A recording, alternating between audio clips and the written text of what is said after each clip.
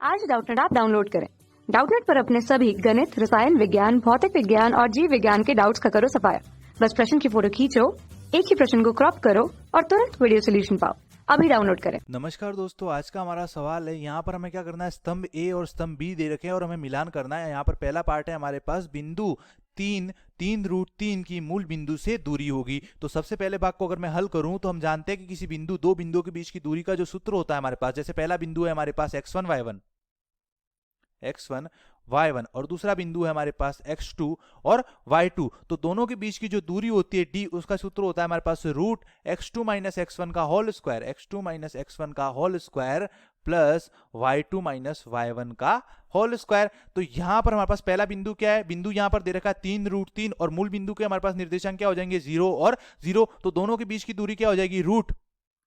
पहला बिंदु तो है हमारे पास 3 और 3√3 और दूसरा बिंदु है हमारे पास 0 और 0। तो यहां पर दूरी हो जाएगी d बराबर, दोनों के x निर्देशांकों का अंतर क्या हो जाएगा, 3 माइनस 0 का स्क्वायर तो हो जाएगा 9 प्लस 3√3 माइनस 0 का स्क्वायर, तो 3√3 का स्क्वायर कितना हो जाएगा, 9 इंटू 3 कितना हो जाएगा 27। तो ये हो जाएगा 27 प्लस 9, ये हो जाएगा हमारे पास रूट 36 और रूट 36 का जो मान होता है वो किसके बराबर होता है, 6 के बराबर। तो हमारे पास पहले पार्ट का ऑप्शन क्या आ जाएगा, उत्तर क्या हो जाएगा 6। अब मैं देखता हूं स्तंभ बी में 6 कौन सा पार्ट है, तो डी। तो पहले का हमारे पास क्या हो जाएगा, डी। अब मैं दूसरे की बात करूंगा, तो के किस मान के लिए बिंदु 1 4 के -2 और -3 16 सररेख होंगे। तो हम जानते हैं कि 3 बिंदु सररेख होते हैं तो उनके द्वारा बने त्रिभुज का क्षेत्रफल कितना होता है, 0। तो यहां पर 3 बिंदु क्या है, पहला बिंदु है 1 4, दूसरा है के -2 और तीसरा है हमारे पास -3 और 16।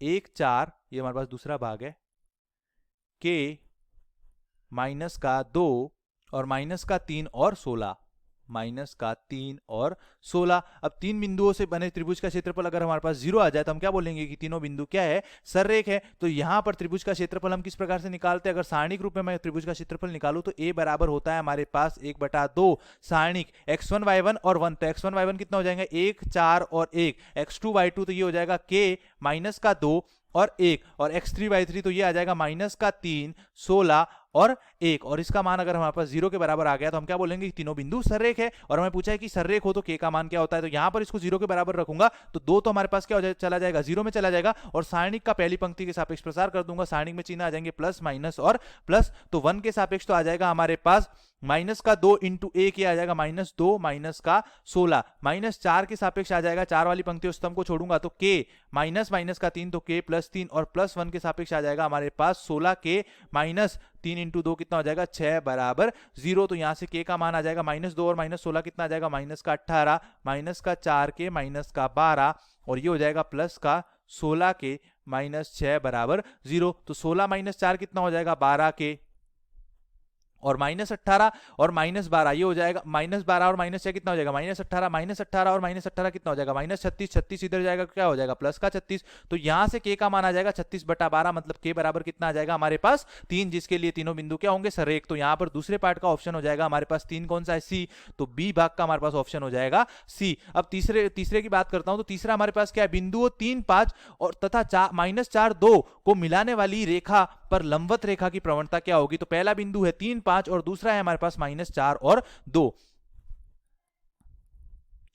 3 5 और दूसरा बिंदु है हमारे पास -4 और 2। तो हम जानते हैं कि जैसे पहला बिंदु है हमारे पास x1 y1 और दूसरा बिंदु है हमारे पास x2 और y2, तो प्रवणता होती है m बराबर y2 माइनस का y1 बटा x2 माइनस का x1। तो यहां पर इन दोनों को मिलाने वाली रेखा की प्रवणता आ जाएगी m बराबर 2 - 5, ये हो जाएगा 2 - 5 बटा -4 -3, 2 - 5 हो जाएगा -7 बटा -4 -3 हमारे पास कितना हो जाएगा, सॉरी 2 - 5 हमारे पास क्या हो जाएगा, -3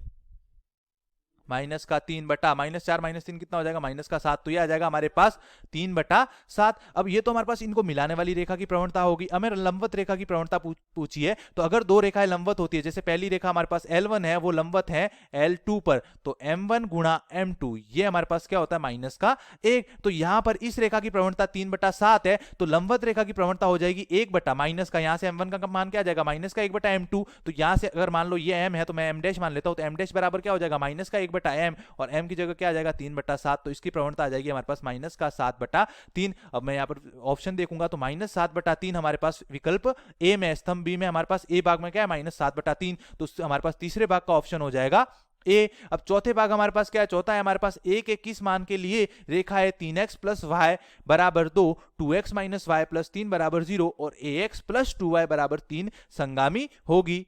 तो हम जानते हैं कि संगामी रेखाएं क्या होती है, वे रेखाएं जो जिनका प्रारंभ बिंदु एक ही हो, मतलब एक ही बिंदु पर अगर प्रतिच्छेद करती है रेखाएं तो उनको क्या बोलेंगे, संगामी। तो या तो इसका त्रिभुज का क्षेत्रफल 0 कर दे या इनके प्रतिच्छेद बिंदु को आपस में बराबर कर दे। तो अगर मैं इस रेखा 3x प्लस वाई बराबर 2 और 2x माइनस वाई बराबर 3 इन दोनों का प्रतिच्छेद बिंदु निकालूंगा तो इन दोनों का प्रतिच्छेद बिंदु आ जाएगा हमारे पास, x का मान आ जाएगा 1 और y का मान आ जाएगा हमारे पास माइनस का 1। ये तो हमारे पास इन दोनों का प्रतिच्छेद बिंदु आ जाएगा। अब मैं इस रेखा का और इस रेखा का प्रतिच्छेद बिंदु निकालूंगा, तो इस रेखा और इस रेखा का प्रतिच्छेद बिंदु निकालूंगा तो सबसे पहले इसको 2 से गुणा करूंगा तो क्या हो जाएगा, ये आ जाएगा हमारे पास 4x माइनस का 2y और बराबर 6। और ये रेखा हमारे पास क्या है, ये है हमारे पास ax प्लस 2y बराबर है हमारे पास 3। अब दोनों को जोड़ दूंगा तो 4x प्लस ax कितना हो जाएगा, 4 प्लस a गुणा x और 6 प्लस 3 कितना हो जाएगा, 9। तो x का मान आ जाएगा हमारे पास 9 बटा 4 प्लस a और x बराबर ये मान मैं इसके बराबर 1 के बराबर रखूंगा तो यहां से हमारे पास क्या आ जाएगा, ये आ जाएगा 4 बटा 9 बटा 4 plus a,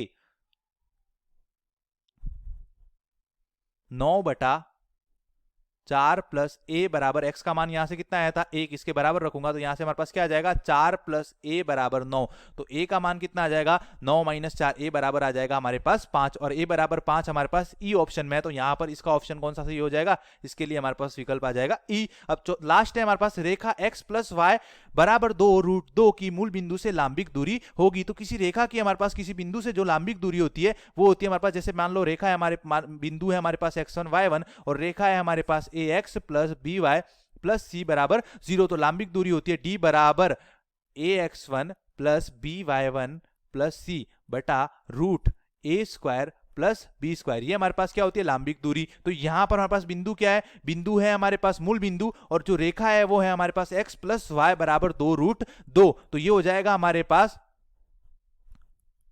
x plus Y बराबर 2 रूट 2 और बिंदु है हमारे पास 0 0। तो इसका मान आ जाएगा d बराबर माइनस का 2 रूट 2, क्योंकि 0 0 रखूंगा तो ये तो 0 हो जाएगा, बटे root a square plus B square. ये कितना हो जाएगा रूट 2, रूट 2 से रूट 2 कट जाएगा तो कितना आ जाएगा माइनस 2 और माइनस 2 का मापांक कितना हो जाएगा 2। तो रेखा की हमारे पास मूल बिंदु की लांबिक दूरी कितनी हो जाएगी, यहाँ पर 2 और 2 हमारे पास विकल्प बी में है। तो यहाँ पर इसके लिए हमारे पास कौन सा विकल्प सही हो जाएगा, विकल्प बी। धन्यवाद। कक्षा 6वीं से 12वीं से लेकर नीट, IIT, JEE वो एडवांस के लेवल तक 1 करोड़ से ज्यादा छात्रों का भरोसा। आज ही डाउनलोड करें डाउटनेट ऐप या व्हाट्सएप करें अपने सारे डाउट्स 8400 400 400 पर।